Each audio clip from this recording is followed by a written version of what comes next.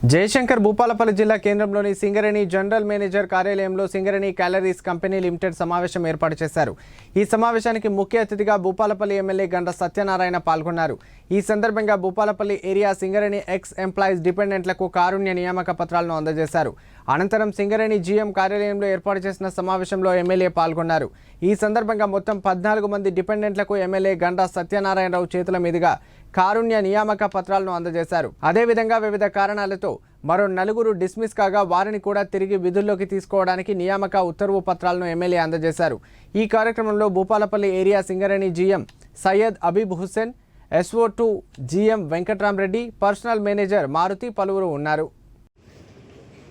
ఉద్యోగ రీతితో పనిచేస్తూ అన్ఫిట్ అయి 18 మంది వాళ్ళ యొక్క వారసత్వ ఉద్యోగాలు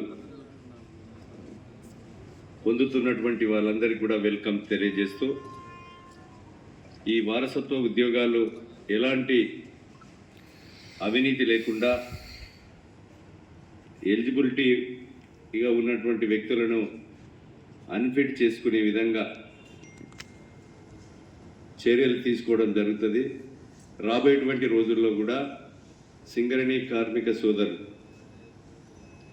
ఒక పేరుంది, గతంలో అన్ఫిట్ కావాలంటే డబ్బులు ఇవ్వాలి, బరువు పెట్టాలి, 5 ఇవ్వాలి, 3 ఇవ్వాలి, 2 ఇవ్వాలనేది.